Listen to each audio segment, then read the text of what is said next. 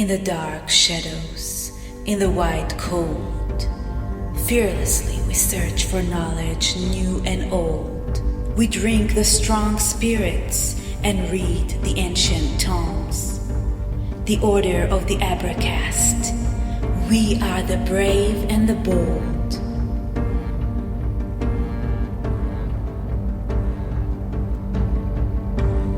The Abracast. Occult, history, conspiracy, and violence.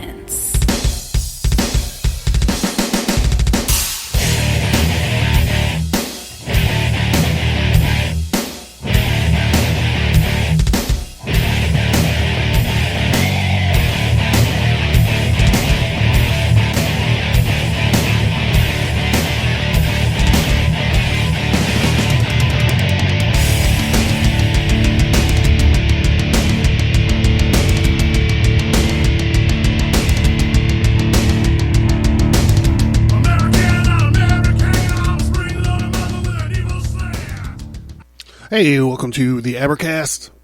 I'm your returning host. I'm your prodigal host, returning host, tardy. I don't feel tardy, but I'm your tardy host, Dr. John Towers.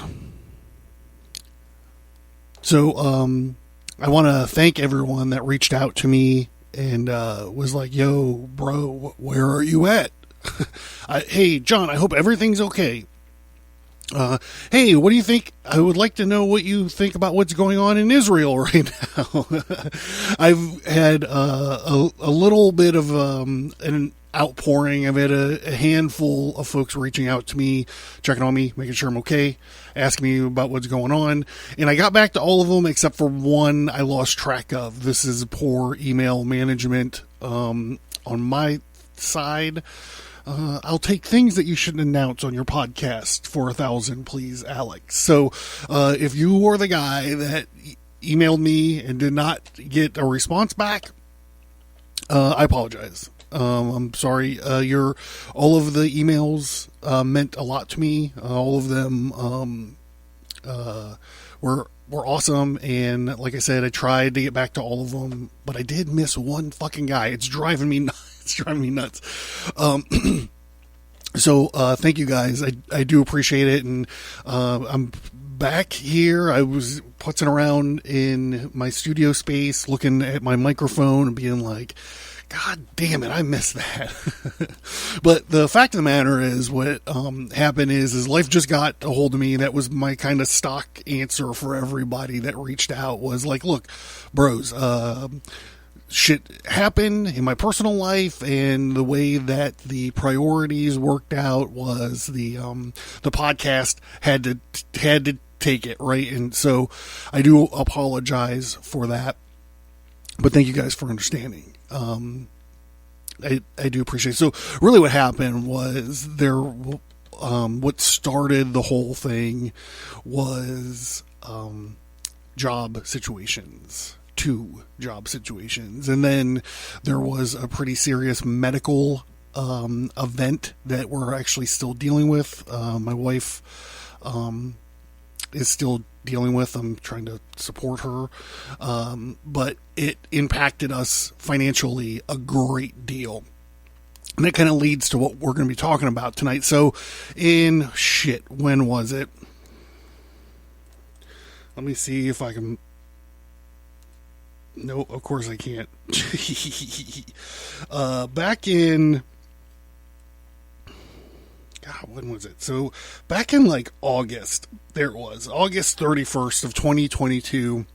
I made a episode called The Preparation Journey and Gear Dump. And what I did was basically, it was me going, hey, I've kind of turned into a prepper. I'm looking around. I'm not really thrilled about where the world is right now, and I've officially lost hope. And so now I'm going to take it upon myself to do all these things. So that was like, I believe I was like a year in when I started that. And thank God I did it. Thank God I had the preps that I did, because when this financial situation happen between our 9-to-5 jobs and this work, this health situation. We were living off the preps. I mean, we were literally living from the freezer, from this stockpile that I had. So this, it went to show me like, the emergency that we're prepping for might not be, an AI robotic assault or, a zombie apocalypse or, a thermonuclear war. The emergency might just be, you or your wife not being able to work for almost a year.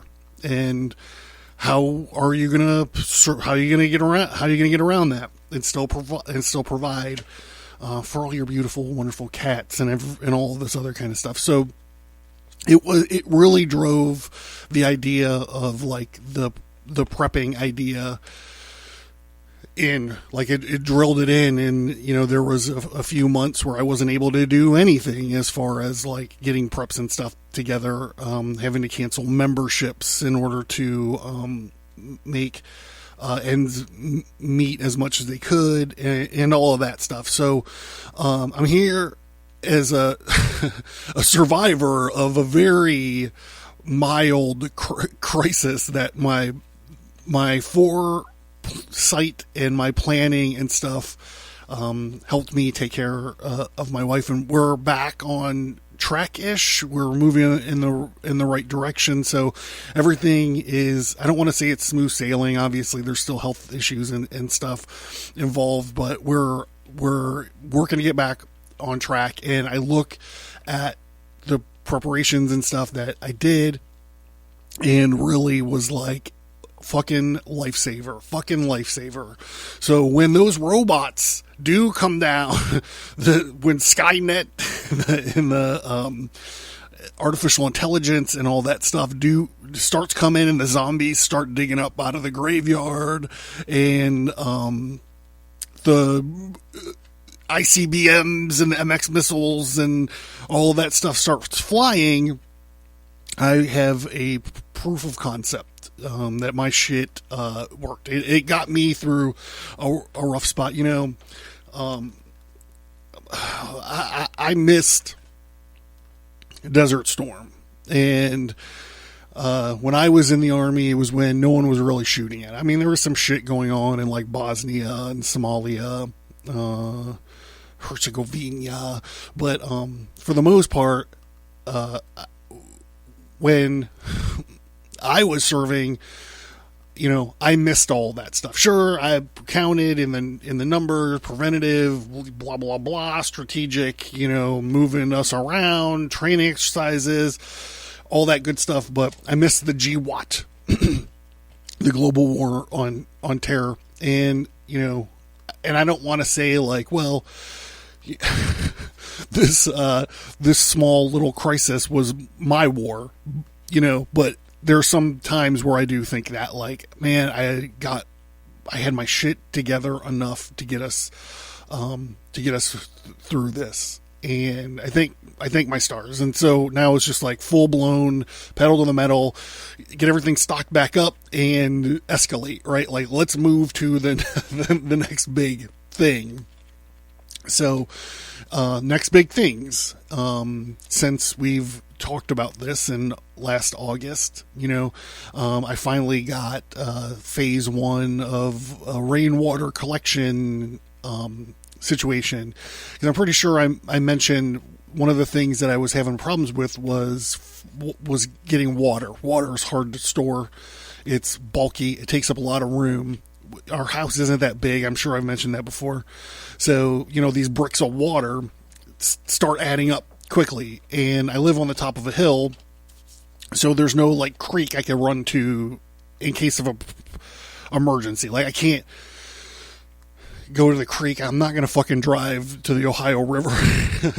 The Ohio River water was good enough for magic spells, okay, but not good enough to drink out of. I would have to run it through like a series of my water filtration systems in order to feel comfortable drinking that. So my idea was to set up a rain catchment system. This is just phase one. There's plenty of room to expand and build out, but we did a proof of concept with that. We had a really rainy weekend last weekend, and this weekend wasn't dry.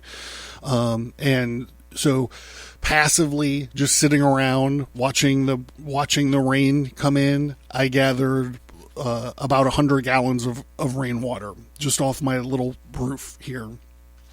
So proof of concept, moving into the winter, have to figure out what to do with all this water. Freeze it, I suppose. It's going to freeze.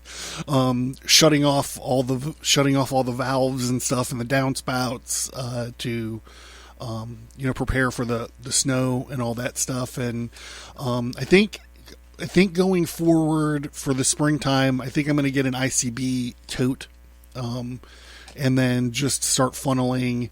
I'll go and buy like a pump, and then just start pumping water from these catchment systems that I have into the ICB tote. And then the idea is you can use that water for the garden, bird baths, cats drinking water if we need to, and then if we absolutely need to drink it, if like the water storage that we have here, like the bricks and stuff that I was talking about, in case of emergency, we do have plenty of filters, so we can run the water through the filter, through the IBC tote, through the filter, into that way.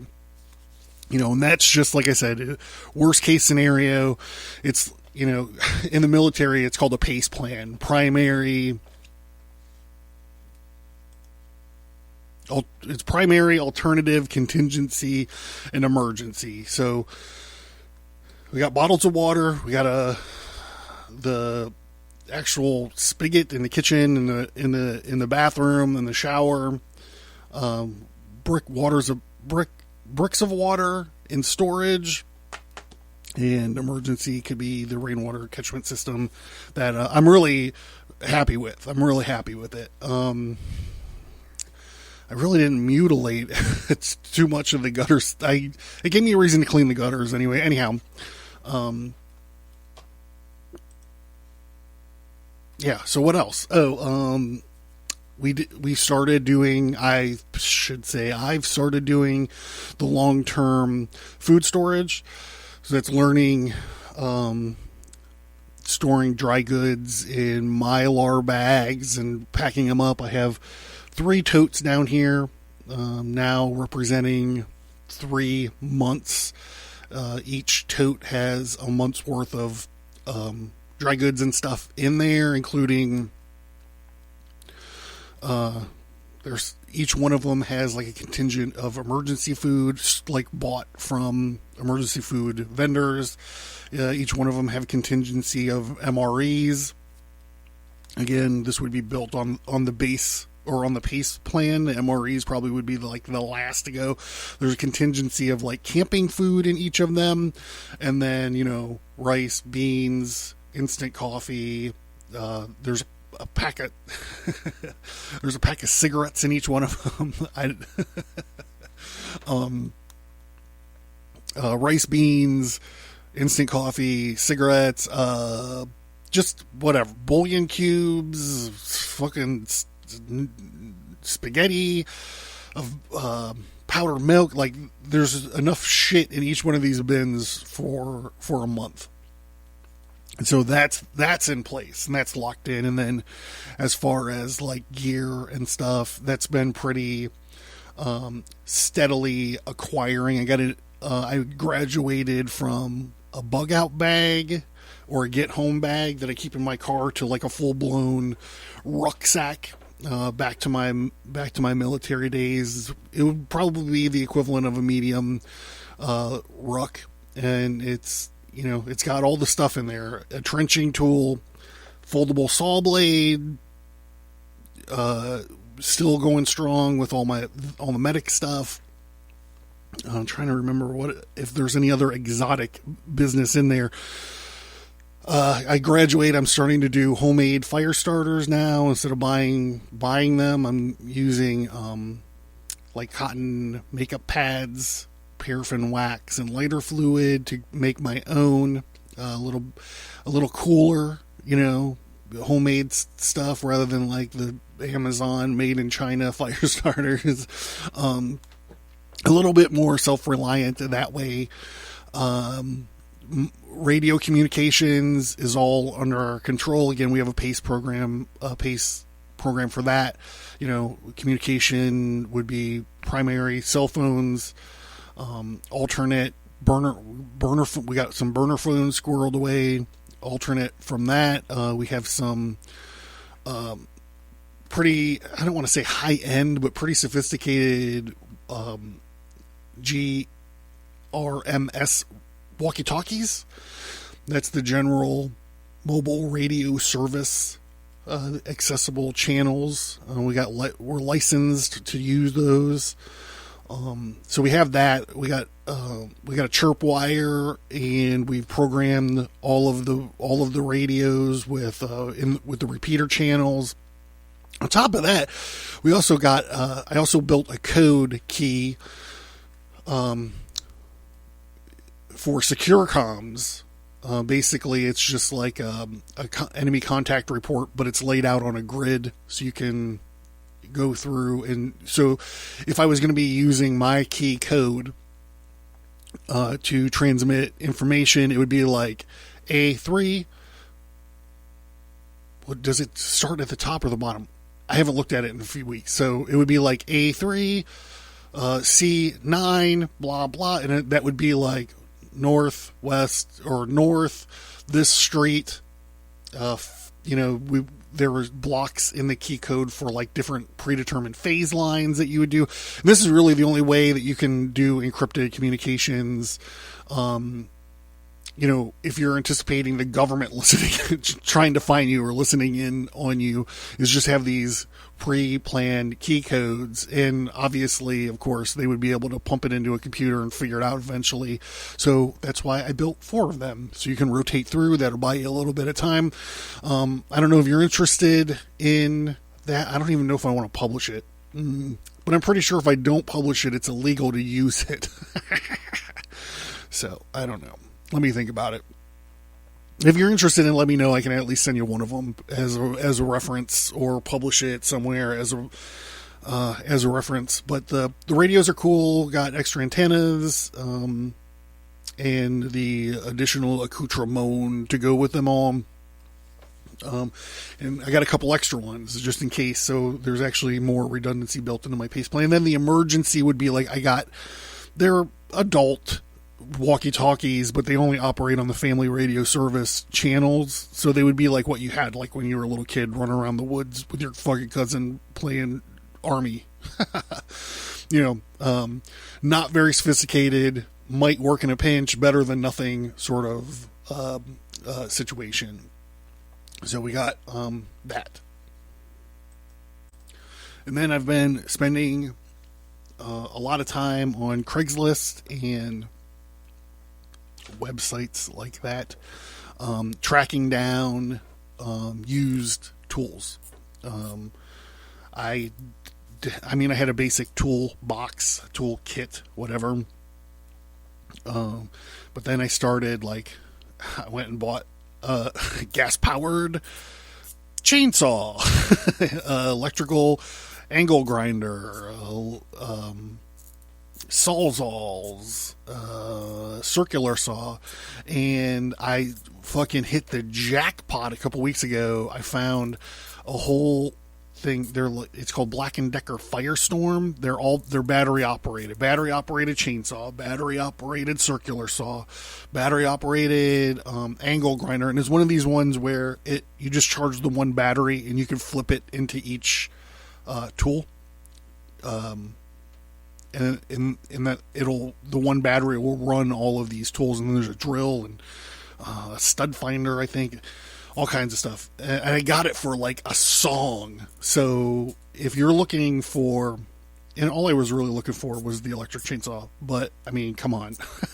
So now I got backups of all that stuff. I got a electric plug-in sawzall, electric plug-in circular saw, electric plug-in angle grinder, and then now I have, or gas-powered chainsaw. Now I have battery-powered chainsaw, battery-powered circular saw, grinder, etc. So that's just more of like that pace idea that I was talking about. And the next big thing that it kind of links to that idea is I'm building, we're going to build a little solar setup. I know that's something I talked about last year too, is I wanted a solar setup for the freezer. However, upon doing research, I found out that that might be a bad idea because these things are kind of finicky. So you only want to use it if you have to. You don't want that to be the dedicated thing for the freezer, right? So, my first order of business, I got to get a shed or some kind of outbuilding that where all this stuff is going to be installed and drilled in, and there'll be a true sine converter.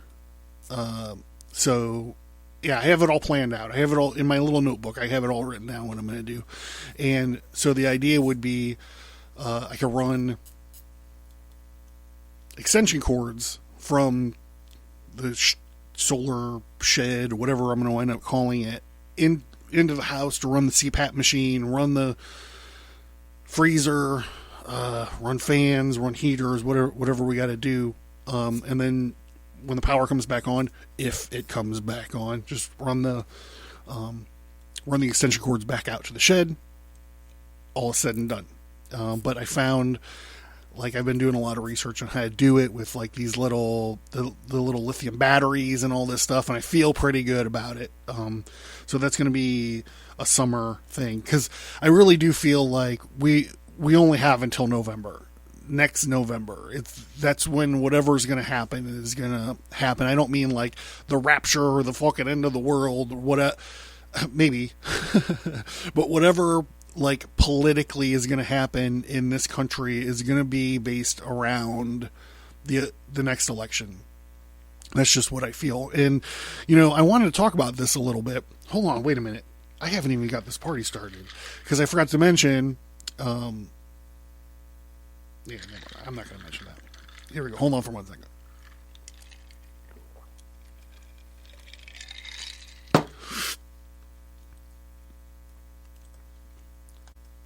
The mother's milk. All right, so I'll mention it now. There's a little bit of a self-improvement thing going on. I cut down the booze, lost some weight. My blood pressure is not so bad. Because I'm like, I only got until November to get this shit under control. But what I wanted to bring up is, I used to say things like, we're watching the end of the Western civilization here on the Abracast. That's what we're looking at. We're not so much looking at wizards and UFOs and aliens. We're looking at the end of Western civilization. And when I look at all this stuff going on in the world, I kind of look at, the feature topic link on Abracast.com, and I peruse through there, and I'm like, we've really been getting ready for this. We've really been getting amped up and getting up to speed on all the shit that's coming down coming down the pike at us, right? So here, I just have it pulled up, the feature topic link. I'm going to start down at the bottom. CIA and culture creation. Well, I mean, yeah. I think that we're all pretty in tune. I think the pandemic kind of really woke us up, and then the Russiagate hoax and all that stuff has really got us tuned in to 31 top CIA officers have signed this letter saying that the Hunter Biden laptop is all show telltale signs of Russian interference. Well, what do we know now? We know that the CIA lies to us constantly all the time about everything. In another part of the CIA culture creation section, is the use of media to shape events. So in this culture creation section of the featured topic link, we talk a lot about the 60s and acid and what looks to be like the mass implementation of MK Ultra to that generation that is still currently destroying the world, by the way. Inflicting us with postmodern art.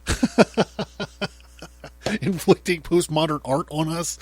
And I mean, look at what's going on with like the trans agenda being infiltrated into our entertainment and our pop culture. There's a reason that it's called the culture war or the pop culture war, because all these things are relevant, and if you look at it long enough, you can see the hidden hand behind it. It started out a few years ago. I would probably say, I don't have any research in front of me. I didn't do any kind of reading for this episode. Remember a few years ago when everything was unicorns? Everything was unicorns. And you're like, what the fuck is this? And you're like, oh, it's a pretty horse with a dildo on its head. Why is it everywhere? Why is there racks of it in Target? Why is it on every cartoon? Why is it everywhere? Well, here we are. Look around. So, not everything is scoped to this end of Western civilization apocalypse thing that I was talking about. I mean, if you want to dig into it, is the Tower of Babel and Nimrod and Tammuz, is there something to be learned from that story that might talk to us here in our current predicament? Maybe. I'm looking for stuff that's more kind of on the head. Nail on the head kind of stuff. Media manipulation. Here's another thing. Tech media manipulation. Well, back in the day, 2 or 3 years ago, they would say, no, Twitter's not shadow banning anything. Twitter's not demoting any posts. Facebook doesn't do that. Well, look, it's all fucking hogwash. We all know it. Like, we knew it back then, but now we know. Look at Twitter Files and Matt Taibbi and even fucking Data Zuckerberg in front of Congress going, well, yeah, the FBI called us and said, the Hunter Biden laptop is a fake story. No repercussions for anyone, by the way. The key is the books of Solomon. I don't know, maybe if you dig into some metaphysical stuff, we can draw some linkages between the demons of Solomon and, what's happening. Moloch and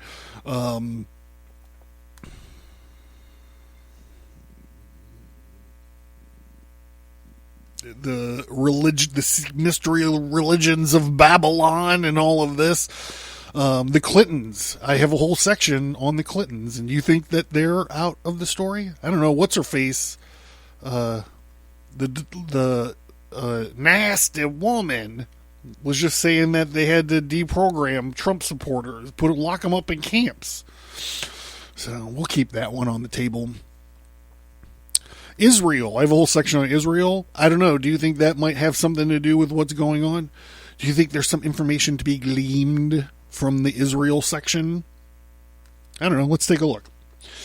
Israel's mission to destroy Saddam's supergun. The United Nations war on Israel. Well, the 6 Day War. The 6 Day War, Part 1, Part 2. The Munich Massacre, 72. All these things can inform us about what's happening or what's about to happen in Israel. Those are interesting. Let's see. The Crusades. There's a whole section of the Crusades on here. I don't know. I think that you could find a place to put that on the table.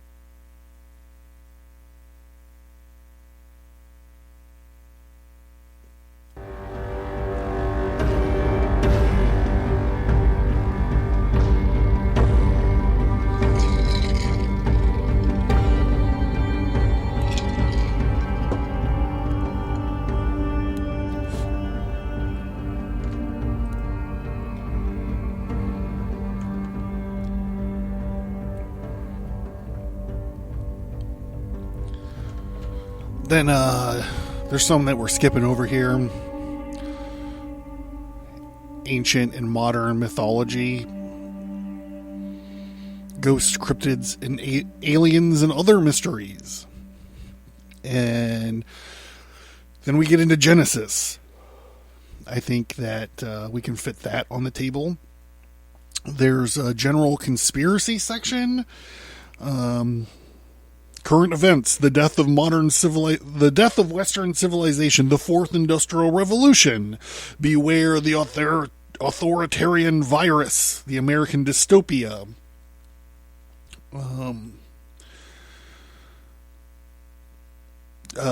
Conspiracy, cocaine, cars, and cold hard cash. That's a good one. The RFK assassination. Hey, RFK Jr. is in there. The Waco massacre, gun gods and the government, JFK vaccinations and the monkey virus, conspiracy, conspirators, and cancer. I really have a knack for naming these things. Carl Gustav Jung. There's a whole section here, and I would maybe put that on a table adjacent to the table that we're talking about, because this is a sort of know yourself sort of situation, shadow work. The more you know about yourself in these kind of situations, the better off it's going to be. But, we're going to talk about that with Thelema too. The Thelema episodes, it's sort of like an occult self-help situation. So those can go over there on the other thing. There's a Freemason section that has a lot to do with ancient Judeo stuff, the Masonic rebellion of the Sons of Cain, the secret destiny of America. This stuff, modern military. I think we're going to do a lot more about the modern military. I think I want to do some tactical stuff. I don't know how you guys feel about that. Would you listen to an hour of me babbling about minefields and Overwatch positions and L-shaped ambushes? I don't know. I might just do them just to get them out there. They're things that we might need to know in the future. History. So, let's see. We got a lot of stuff in here that I think history, because you got to know about your history. The Great Serpent Mound, probably not so much. What is a fascist? Batman is a fascist, the dipstick says. So, until we all stop calling each other fascists, I think that's going to be an important episode, because it talks about what fascism means, even though it's talking about Batman. The Great American Crime Wave. We see this all.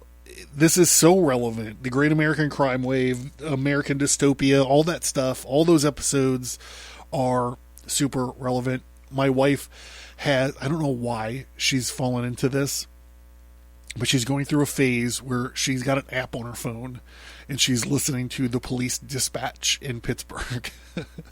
And it's horrendous. It's shoplifting, drug overdoses, mental health crisis, people threatening to shoot their cab drivers, drug overdose, mental health crisis, a guy threatening to beat his wife to death with a hammer. We don't know if he actually has a hammer or not. Roger, copy that, over and out. It's fascinating. It is fascinating. But that crime wave stuff is fucking for real. All the Fed, there's 12, I think, 11 part episode, 11 part series on the Federal Reserve and how inflation is planned and they're fucking us all over. Here, let's just send another $110 billion into Ukraine.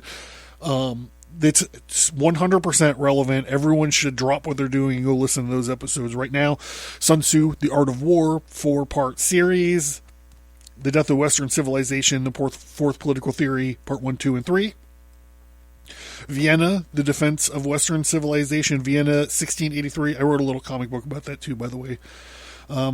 Bezmenov's Warning, Spangler prediction, all that stuff is there. We're going to talk about communism when I scroll up to the more closer to the top here. And right now it's not hammer and sickle communism. It's happy. It's politically correct communism. It's the Cultural Revolution communism. It's, hey, I identify as a unicorn, so you have to talk to me like I'm a unicorn. Communism.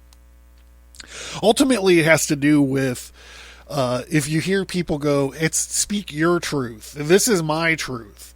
Those people might not be evil, and they might be hurting. They might be in some sort of psychological turmoil or pain, but they're part of the problem. I don't have my truth. There's just truth, right? And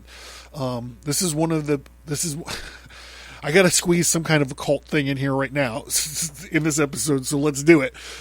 This is my problem that I have with chaos magic, which is all the rage right now. All the kids are doing chaos magic right now, and that's part of the problem. This is my truth. I could pray to Superman. There's probably some truth to that on a psychological level. I don't know, but I think that's why I skew towards the Goetia and the Solomonic ceremonial magic stuff, is because you can't just do whatever you want. There's a formula. There's a set of, it's like stereo instructions. It's written down right here. You got to do all this stuff. You can't just start praying to Superman. So then I have the birth of Western civilization parts. I think there's 3 of those. The East is Red, the Great Proletarian Revolution, the Fall of Paris, the Commune. All this stuff is relevant. Some of it is more relevant than others, but it's all relevant. The Constitution of the United States of America and the Sin of Hereditary Monarchy, the Battle of Bannockburn. That one's probably not too relevant. The American Sermon, the Apocalypticism in America. So there are ones here towards the bottom. 9/11 in Context, Part 1, 2, and 3. I think we're actually up to 4. But if you don't think that's relevant, I mean, paragliders, flying from the sky, cutting people's heads off with garden hose. Here we go. The next section up is, I don't know if you would agree if this belongs on the big table that we're talking about, but I have a whole gigantic section about Islam. So it feels pretty on point here. The Hammer, the Battle of Tours, the New World. A new world was needed for new ideas. When it was necessary, it was discovered. The desecration of churches in the Hijra. The American Sermon, America's Original Sin. We could probably... the media, the Hammers, and the Hijra. I already said that. Why is that on here twice? Oh, because one is Notre Dame. The other is Minnesota. I was clever. The sword verse and the rules of abrogation. Probably, if you talk about Islam, this is probably the most important episode I've ever done about Islam, 100%, including the Crusades, including 9/11, all that stuff. Understanding that sword verse and the rules of abrogation opens up a floodgate of understanding. Check that out. That hasn't been archived yet, by the way. 9/11 in Context. Yep. We're up to part 4. The 4th part is The War on Terror, a post-mortem. I did an episode with Raymond Abraham called The Sword and the Scimitar. It was about a book that he wrote. That guy's been on national talk radio. It was a big get for me to get to speak to him. Very awesome dude. Let's see. And then I got Occult. So that's probably going to be off, either not on any of the tables or off to the little table. Declaration of Independence, a magical document? Yeah, that's a good one. And then we get into the Thelema stuff. Like I said, if you're talking about prepping, if you're talking about the end or the tribulations that we're coming up to, I just slap like this occult sort of self-help book topic to all this thelema business. So we'll put it over on the little thing. Thus spake Zarathustra. God damn, there's so many parts of that. There's 23 straight up parts, and then there are 8 lessons of sort of wrap up summaries to them. It was such, God, that took me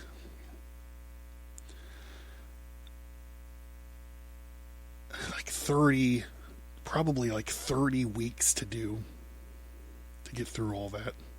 Such a crazy book.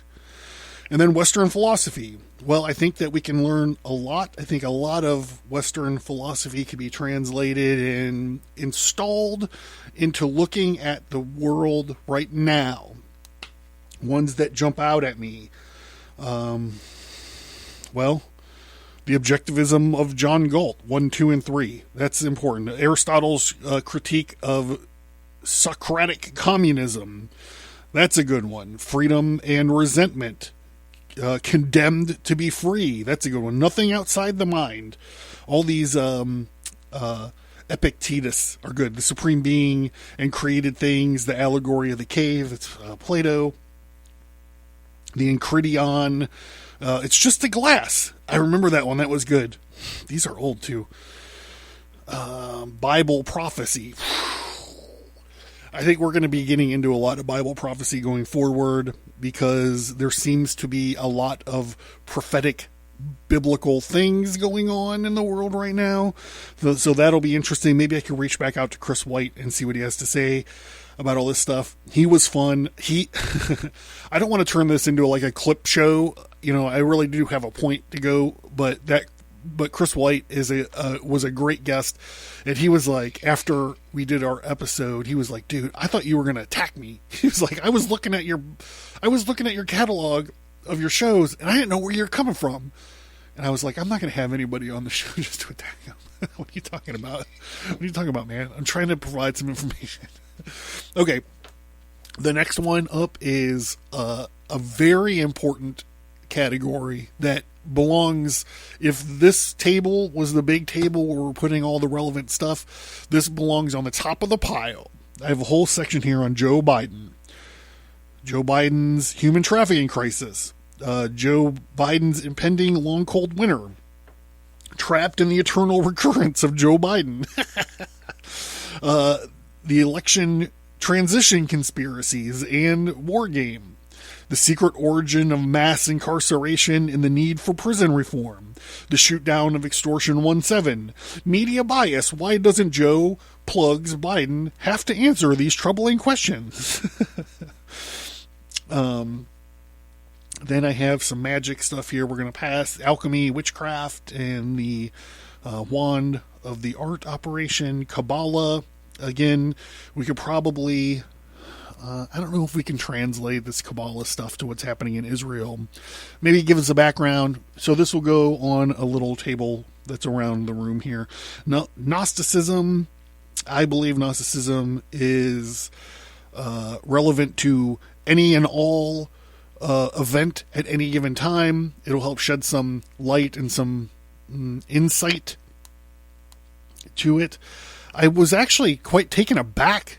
Maybe not so much quite taken aback. I was surprised to hear James Lindsay and Jordan Peterson talking about Gnosticism as a form of communism on a podcast the other day.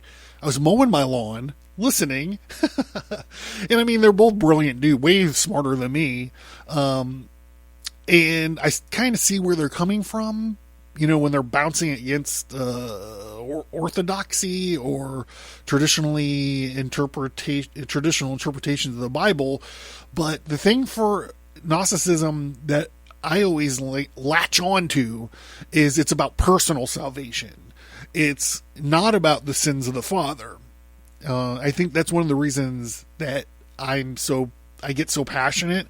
That's the reason my dick gets so hard when I talk about Gnosticism, is because it's about it's about personal salvation, and it's about it's the salvific part of it comes from experience and not faith, but it's personal. So it's not sins of, the through line isn't the sins of the father, like so much of Christianity is with, Abraham and Cain and Tubal-Cain and all this other kind of stuff. So, but I was shocked. I was like listening to it, and they're talking about like Marxism on campuses, and they swerve off and start talking about Gnosticism, and I'm like, whoa. So maybe I need to think a little bit more about it, or listen to more what they have to say about it. I admire both the guys a lot. However, I just look at Gnosticism just a little bit differently. Hermeticism, all that stuff. Talk about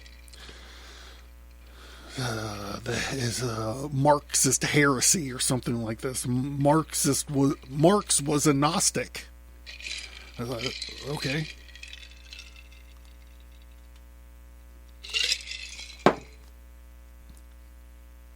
All right.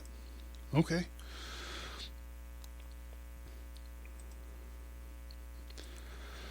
More ceremonial magic, spiritual warfare.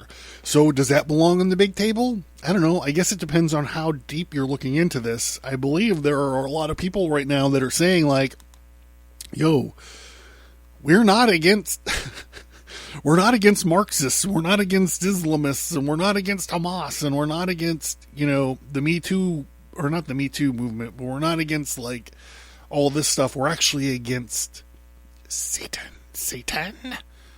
and there might be something to be said about that. I read Jonathan Cahn's latest book, and it's fascinating. I recommend it a lot.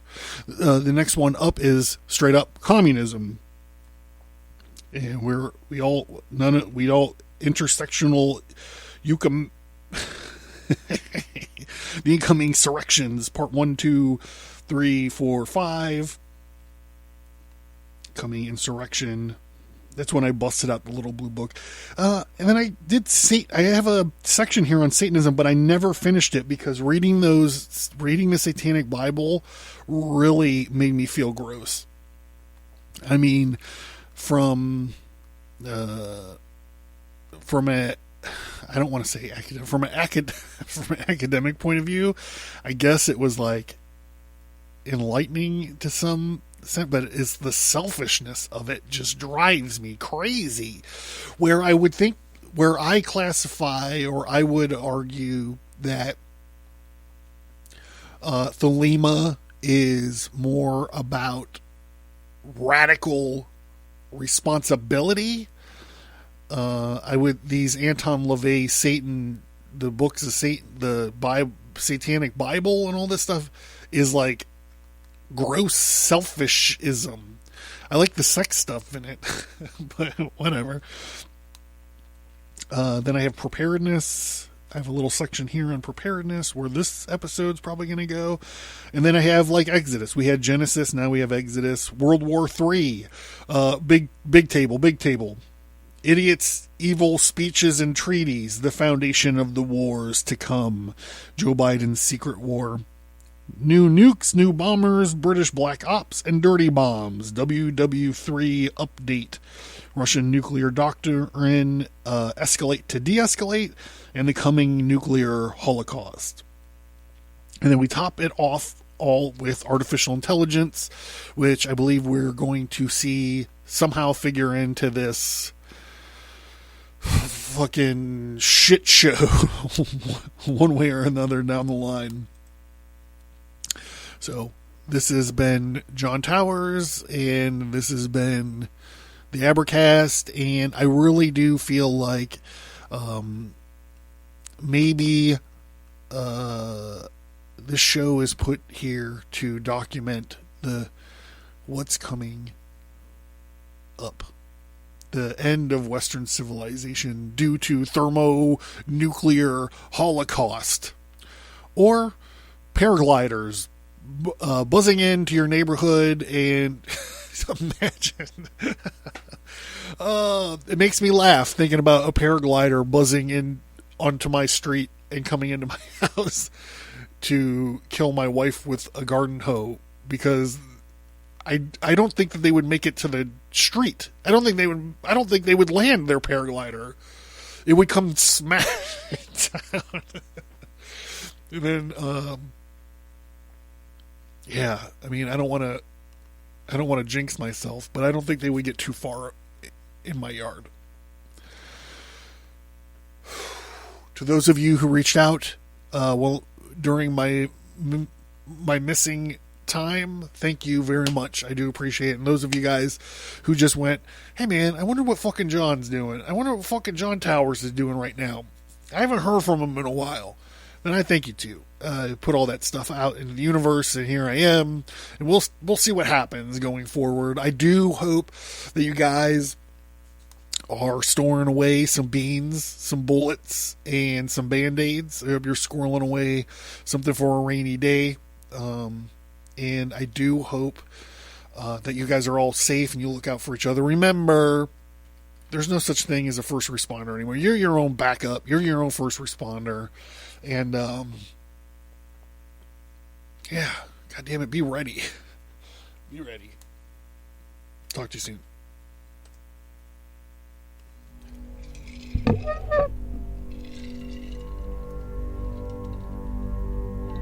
Are you interested in the occult, history, conspiracy, and violence? Learn more at Abracast.com and visit the storefront for tarot cards, merch, and books. Support the show. Get access to the show archive at subscribestar.com.